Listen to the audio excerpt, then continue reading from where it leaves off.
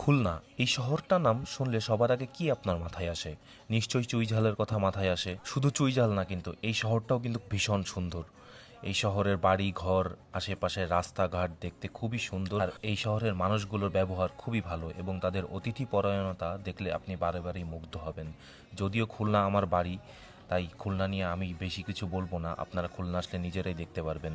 সকালে এক কাপ চায়ের পরে আমি আমার ভাইকে রিকোয়েস্ট করলাম, ভাইয়া চলো আজকে আমরা চুইগোস্ত খেতে যাব। আসলে ঢাকায় যারা চুইগোস্ত খান, আপনাদের চুইগোস্ত নিয়ে আসলে খুবই বাজে এক্সপিরিয়েন্স হয়, কারণ ঢাকার যে চুইগোস্ত সেটা আসলে খুলনার চুইগোস্ত থেকে একেবারেই ডিফারেন্ট, অর্থাৎ খুলনার যে অথেন্টিক চুইগোস্ত। আমি রেকমেন্ড করবো আপনারা যদি খুলনা যান, জাবেদ হোটেলের এই চুইগোস্তটা খেয়ে দেখতে পারেন। এই চুইগোস্ত আসলে খুবই সুস্বাদু এবং অনন্য স্বাদের। প্রতিদিন এই চুইগোস্ত প্রায় 50 থেকে 100 কেজি করে বিক্রি হয়। আর এই চুইগোস্তের অ্যারোমা অন্যরকম এবং মশলা অন্যরকম।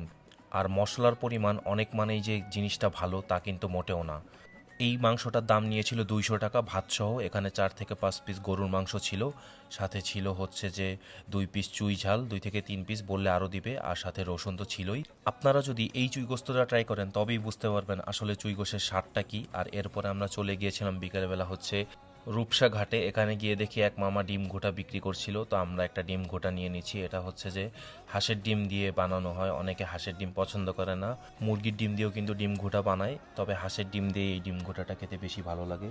তো এখানে মামাকে আমরা জিজ্ঞেস করতেছিলাম যে মামা এখানে কি কি মশলা দিছেন, তো উনি বলে উনি আসলে জানে না। নিউ মার্কেটে ওনার ভাইয়েরই দোকান রয়েছে যেটা খুবই ফেমাস, যেটা আপনারা দেখেছেন যে এর আগে যথেষ্ট পরিমাণে ভাইরাল হয়েছে। তো এখানে ডিম গোটা মামা বানাচ্ছিল। ডিম গোটার টেক্সচার এবং ডিম গোটা যে ফ্লেভার সেটা খুবই ভালো লেগেছে আমার কাছে।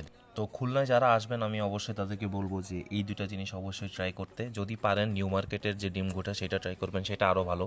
আসলে ওই দিন ছিল না, তাই আমরা এইখানেই এটা ট্রাই করেছিলাম। তো আজকের ভিডিও এই পর্যন্তই, ধন্যবাদ।